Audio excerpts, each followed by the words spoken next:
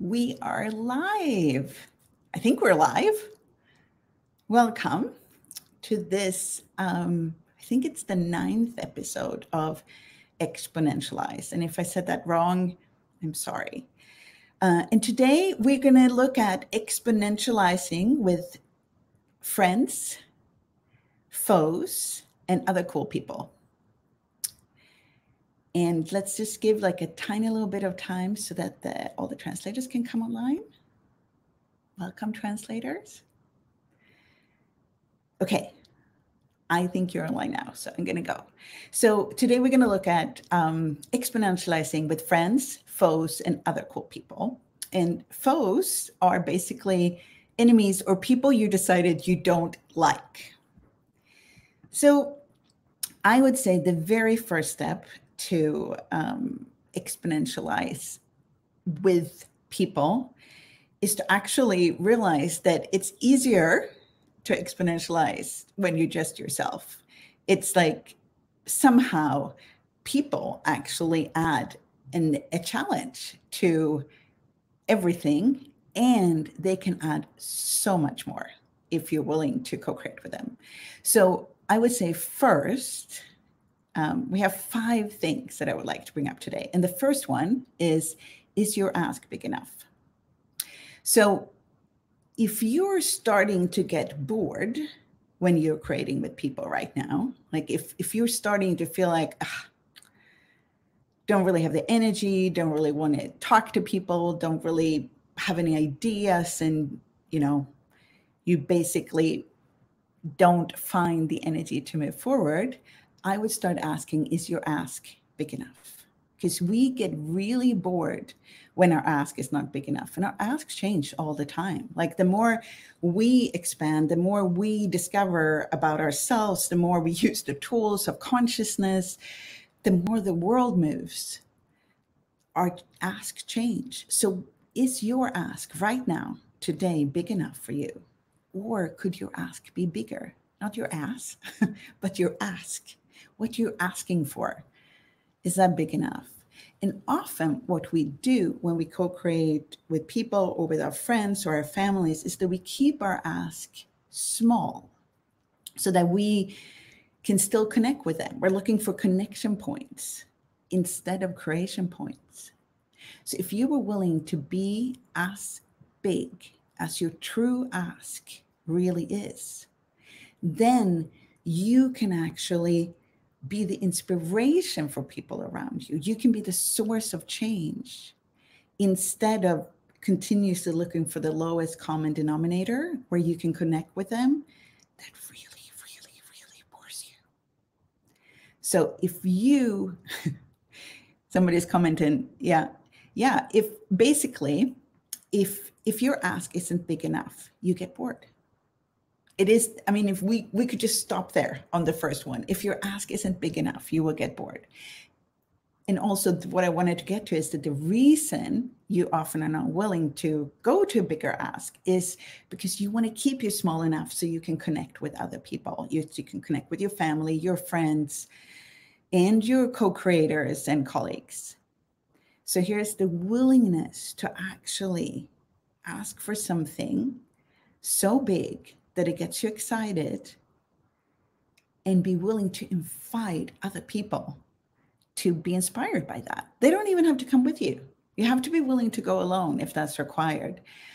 But if you're willing to be that huge big ask, you can exponentialize everything around you and people around you. I'm just checking here. So if you started to look for creation points instead of connection points, and also looked at how big would my ask have to be for me to be excited to create right now? So that's one of the first steps to exponentialize the way you work with friends, foes, and other cool people that you co-create with. The second step that's been really big for me is to start to enjoy people instead of looking for people that you like.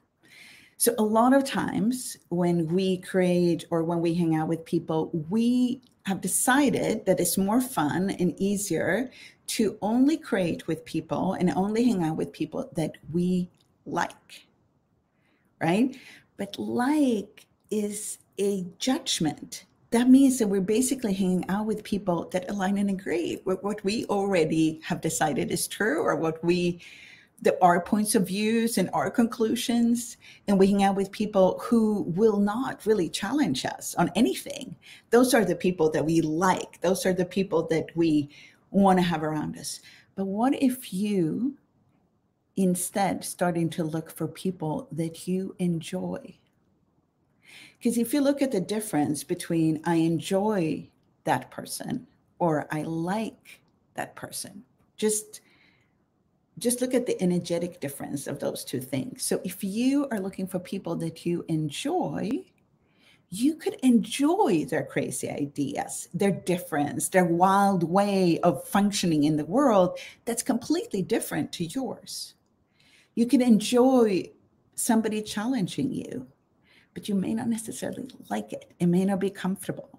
But what if the people that truly would exponentialize the way you create in the world are people that you don't necessarily like, but that you enjoy, the ones that make you go bigger, the ones that challenge everything you be, the ones that actually have a bigger ask that you never even considered.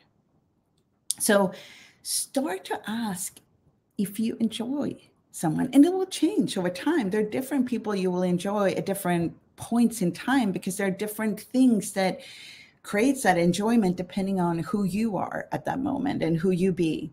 So this thing where we decide we like somebody, that immediately goes to judgment, right? Because then we have to look at, then we continuously have to look at if they still fulfill all those things that we decided they have to fulfill for us to like them. So we have to judge them if they're still likable or not continuously. While enjoy is actually a completely different energy. So enjoyment creates a moving energy of something that shifts and change and can be very different and has nothing to do with a judgment of if that person is good or bad, right or wrong. Does that make sense? So what if you started to look for people that you enjoy hanging with, that you enjoy create with? And those were the people that would exponentialize everything. I'm just looking here. Yeah, the people that you enjoy will allow you to expand and exponentialize. The people that you like tend to be the ones that we talked about in the beginning that makes you have the connection points in place, and that makes you actually go for the smallest common denominator, because that's the space where you like each other, is at that smallest common denominator space. So enjoy, that's where you get inspired. That's where somebody else can be the source of change for you. So what if those were the people you had in your team and as friends? Okay, so enjoying people. And I would say that the third step is about empowering people. So we tend to want to take care of people, which is a good thing. It's not a bad thing. But what if truly taking care of somebody is actually to empower them? Right? So the difference between, if you take care of somebody, you would give them a fish. If you are empowering them, you would teach them how to fish. So it's a very simplified difference. But to empower people, we have to allow them to fail. We have to allow them to make mistakes and to get to their own awareness. And very often when we want to help people, we want to like, no, go this way. It will turn out much better if you do this, or this is the way, I've done this before. If you do it, that will be the way to succeed. We want to help them by telling them what's right. So what if really empowering somebody is to stop micromanaging them? And that really goes for your team, your friends, and your family, because we tend to kind of, because we care so much about the people around us. And I think we even care about our foes, our enemies, the people we don't like. We really care. We don't want them to fail. We don't want them to hurt themselves. We don't want them to choose something smaller. So we want to kind of micromanage them. We want to facilitate them when they don't want to be facilitated. We want to give them advice, for what they should do. But that's really micromanaging them. And that's not empowering them at all. And I never do this, by the way. I'm just saying, I'm just realizing how much I do this. So the empowering comes from allowing them to choose whatever they're choosing and to get to that awareness by their choices. It's allowing them to make mistakes and allowing them to fail. And by that, getting the awareness. And it really ties in with, I once asked Gary what the difference between nice and kind is, because it was very confusing to me. I had them as kind of like similar things. It has a similar word in Swedish too, which is confusing. But he gave me this definition of the difference that actually has changed so much for me. And it ties straight into this empowering. So he said that the difference between being kind and nice is that when you're being nice, your target is to make people comfortable. Your target is to make them feel good and right about themselves. Then you're being nice. If you are being kind, you are willing to recognize what somebody really requires and then provide that. And that may be something that makes them super uncomfortable in that moment, including you. So does that make sense? So being nice is keeping people with the smallest common denominator. It's kind of being nice. That's what you can be with people who align and agree with you, the people that you want everybody to have the same point of view. That's not really enjoying people, that's liking people, right? So being nice, that's the space where you move when you're being nice. If you are being kind, you are willing to empower people by recognizing what they truly require and providing that, whatever that looks like in the moment, and however uncomfortable that is. So empowering people is kindness. Being nice is sticking with the lowest common denominator, looking for connection points and, liking people in general.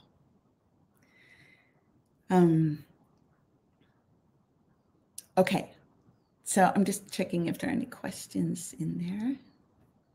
Thank you, everyone. I love when you're commenting because then I see that you follow. Okay, so we got to empowering people. That was number 3. And then we get to number 4. So number 4 is a superpower that we all have and that we disregard so much, and it's gratitude. Gratitude is your number 1 superpower when you create with friends and foes and other cool people. It really, it changes everything when your basic point is gratitude. So Gary Douglas, who is the founder of Access, which I didn't say before, he doesn't have any expectations of people that he works with. It's a very strange thing because really all of us function from expectations that we have of people and things we decided they should be or could be and things they could choose or should choose. But he really doesn't have that, which means that he is grateful for everything somebody delivers or contributes all the time. And if you take away all the expectations, judgments, projections, separations you have about your friends, your family, the people that you create with, what's left is really the possibility to choose gratitude with all of them when you create with them. You can go, oh, God, I'm so grateful for everything, that even if they are being annoying or frustrating or irritating, but you can still be grateful because what they're bringing to the mix of everything. And it also comes down to trust. And trust really, really means that you trust them to be who they be. So if somebody rarely delivers, you need to trust them not to deliver. You can choose not to have them in your team, but you can't expect them to be something they're not, because you will continuously have that expectation and you will continuously be disappointed. Instead of, if you have no expectations for what they are, and if you trust them to be what they've always been, whatever that is, then you can have total gratitude, one, for what they are, like for whatever they bring. And you can have total gratitude for when they outcreate all of that, when they leapfrog and create something that you had no, again, expectations of. So that gratitude thing, that the way to be totally grateful for what somebody bees and contributes, instead of having expectations and judgments of what they could be, should contribute. Does that make sense? That's a completely different way of exponentializing everything. And by adding this element of gratitude, you will change every relation you have. And in relationships, we have relationships with everyone, not just the enjoyable other, if we have that, or our kids or our families. We have a relationship with our families, of course, with our partners, but we have a relationship with every friend we have. We have a relationship with all our coworkers, co-creators, colleagues, bosses, however we work. We have a relationship with our whole business that is continuously shifting and changing. So, but anytime you put expectations into any relationship, any creationship, if you put an expectations in there or a judgment of what should or could be, you take away gratitude. And gratitude has no expectations, and it has total trust for that person will be who that person is. And if you were willing to try that, like if you were willing to, anytime you go to that expectations and the judgment and the frustration and the irritation and the enjoyment, and you instead went to gratitude, okay, I will choose to be grateful. Notice how that space opens up completely different. And we can try it right now. Like pick some relationship, some kind of creationship that you have in your life that you would like to exponentialize. So tap into that right now. Okay, now just let go of everything in that relationship that you have decided it should be or could be or has to be. And instead just go to gratitude, that space of total gratitude for that creationship, that relationship. And then from there, explore what you can create, what you can exponentialize. Okay, so somebody's asking what you can do to drop expectations. I would say I mean, you can, of course, use the tools we have. So all the expectations, judgments, rejections, separations I have here, uncreate and destroy them. Right now, I'm going to buy Papa choice, boys and beyonds. And really use this, like before you go to create anything or meet up with anyone or talk with anyone, just really, it's an amazing tool, actually. All the expectations, rejections, separations, judgments I have of this relationship, this creationship, this meeting, this business, this possibility, this opportunity, whatever, all of that, let's uncreate and destroy it. And what energy, space, and consciousness can I be to have total ease and gratitude for whatever shows up? Everything that doesn't allow that, let's uncreate and destroy it. But this element of gratitude, to insert that into your creations and into your relationships and into how you function with the world, the more you're willing to go that, the more things will actually magically show up. So one way you can really get out of expectations is to choose to be grateful. Because gratitude and judgment cannot exist simultaneously.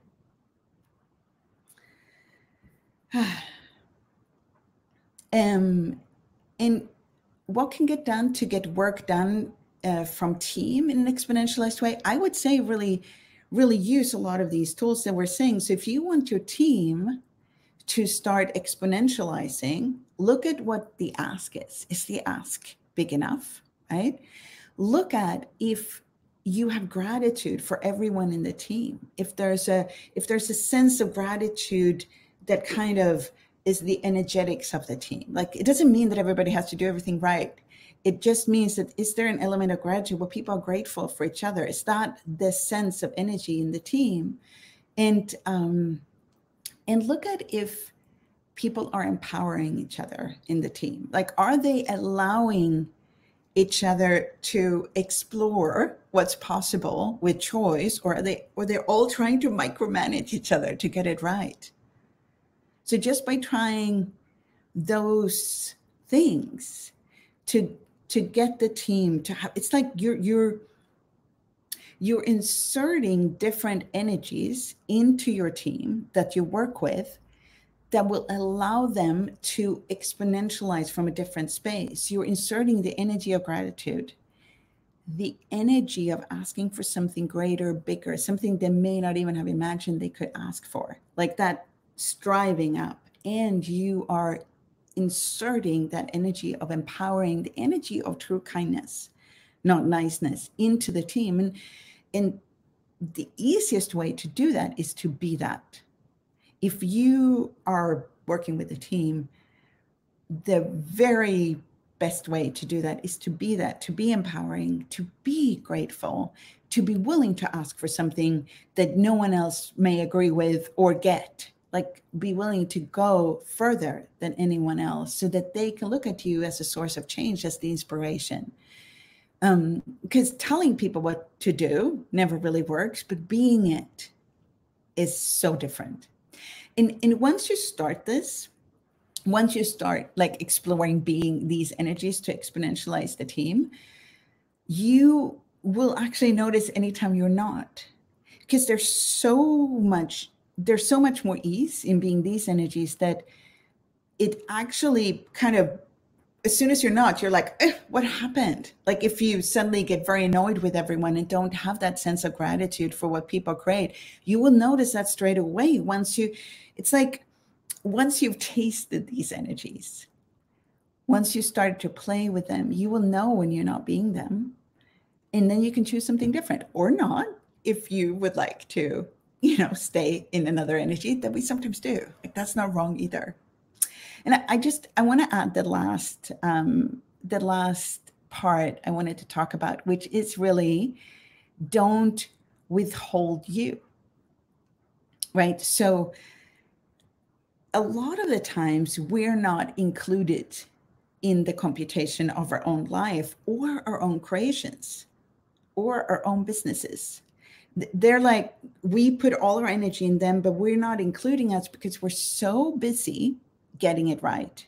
We're so busy getting it right with our family, with our friends, with our businesses, that we're not including ourselves in the computation. But that means withholding everything, all the difference, the uniqueness, everything that we truly be. We're withholding that because we're so busy trying to get it right, and we're excluding ourselves from the computation. So if you include yourself in the computation, if you include yourself, all of you, the good, the bad, the ugly, the rightness, the wrongness, all of it, you will exponentialize things just by that. Because right now, not all of you may do this, but I definitely have had to look at this a lot, because I really had for so long felt so wrong that I'm like, I really, really, really would like to get it right. And I was so concerned with that. There were so many parts of me that weren't even allowed to exist because maybe they would be wrong. I don't even sure they were wrong, but I just didn't want to let them out. So but that's withholding so much of what could contribute to everything, what could contribute to the exponentializing of your creation. So if you were willing to include you, warts and all, good, bad, and ugly, everything you be in your creations and in your interactions with your friends and with your foes and with other cool people, then you will have a completely different possibility of exponentializing things, because you're not shutting parts of you out. And when you're contributing with you, this simultaneity of gifting and receiving will just expand, and everything will exponentialize just by you adding you. Let me see.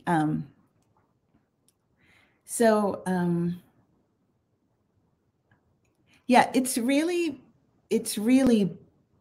big one, this, that because we're so busy getting things right, we withhold ourselves. So that's really that. So including yourself in the computation sounds like a small thing, but it's actually huge. And it goes back again to this, like being the energy of something different in all your creations. And I really like exponentialize how you be with friends, how you be with family, and how you be in your business, like all of that. It will completely change just with these 5 things. That's like the starting point. And if you start to play with them, they're huge, because we've been trained to do the opposite of this most of our lives. Like, let's go back to the beginning, right? So is your ask big enough? Well, we've been trained since we were kids to find the common denominator with people. That's how we connect. We connect with people via connection points, problems, whatever. So we've been basically trained not to ask for too much. We've been trained to ask for what fits in the box, where we can kind of like fit in with everyone else. So is your ask big enough that gets you out of being bored with creation and yourself? Is really being willing to be different from what we've been taught. And then enjoying people instead of focusing on who you like. Again, that's going out of your comfort zone. To be willing to look for people that you enjoy instead of looking for people that align and agree with you, that have the same thoughts, the same ideas as you, the people you like, and again, the people you have connection points with. It requires you to have a bigger ask. It requires you to go out of that box that you were supposed to be in. To exponentialize, you will have to be willing to look at, okay, who do I truly enjoy? Who truly inspires me? Who gives me something that I've never even considered before? And then empowering people. Again, a lot of us have been taught that nice is the important thing. To be nice, to make people feel good about themselves. That's really the key to being around people, and that makes you a good person. But empowering people is not that. Empowering people is being kind by recognizing what they truly require and providing that. Empowering people is being willing to let them fail. I think that's one of the most important part, and not micromanage them because we care so much. Again, that goes against, like, we've learned that we should help people with their problems, that we should like micromanage them. But empowering is something completely different. And then we have the secret power of gratitude. A lot in this, if we look back at what we learned that we're grateful when somebody gives us something. We learned that gratitude is like this exchange of, like, you give me this and then I'm grateful because you gave me that. True gratitude does not include an exchange. Gratitude is something where you are just so grateful for whatever somebody contributes, provides, or bees. It doesn't have that exchange part in it. It's an energy of, it's really an energy of enjoying someone or something. So again, it goes against everything we've learned. Starting to play with that will change so much. And then the last one, don't withhold you. Like, really, if you were willing to not have as your target to get things right, you wouldn't have to withhold all those parts of you that you thought were wrong. And you could contribute those to every single creationships. Again, creationships that you have with your family, your friends, your foes, your colleagues, your coworkers, your co-creators. And if you weren't withholding you, really, if we were not in withholding us, we could exponentialize everything. So those are the 5 things that you could start playing with if you would like to exponentialize how you create with friends and foes and other cool people. I'm just checking here. Somebody added how you exponentialize the creation with your body. It wasn't really part of this, but we do have a relationship with our bodies too. So I would say all of these elements that we just talked about pretty much could work with your body too. If you have a relationship with your body that you could exponentialize. And it's a whole other thing, like a whole other thing about how you communicate and how you talk with your body and how you listen to your body and all of that. But really, if you just played with these 5 things with your body, if you played with, okay, body, is our ass big enough? Not our ass, very important when it comes to the body, but is our ask big enough? Or is there something else we could ask for in the way in our relationships that would create more, that would actually excite us to explore? And with the body, I would definitely say for bodies, start asking your body, who do you enjoy being around? Not who do you like being around, but body, who do you enjoy being around? I got very excited. That's a great question. I'm going to ask my body that a lot. And then empowering people, well, you can empower your body too. Like if you decide your body can't do something, your body definitely can't do it. But if you're willing for your body to try to do all kinds of different things, what will happen? Like the learning will go not just through your mind, what you decided is possible or not possible with your body, but you can actually empower your body to explore things and to change things. And gratitude, that's one of the most amazing things. Like if we're willing to be grateful for our bodies, what is possible then? And not for what our bodies give us in the sense of if it suddenly lost all that weight that we were asking for, but what if we're just grateful for the miracle that our bodies are? Because our bodies truly are miracles. Just the fact that they function is a miracle. Like just be grateful that you have a body and you can feel things. And right now the weather in Sweden is beautiful. It's so warm. And I go out in my garden, I stand on the grass and there's this like soft, warm summer breeze going over my skin, and then the sunshine is like, I'm so grateful that I have a body so I can experience this. I'm so grateful that my body even exists so I can experience this. And then my body goes, oh, you are. And then it like enjoys it even more. And then finally, yes, don't withhold you from your body. Like be willing to be everything you are with your body. And that will allow your body to actually show up as magical and miraculous as it truly is. Okay. I think we've gone through these 5 things a few times now. And let me see if there's anything else here. No, I think that was it for now. So go and play with these 5 things and see if that changes something, if that exponentializing something. Because right now in time, there is this space for exponentializing everything in your life, including your relationships, in a way that's never been possible before.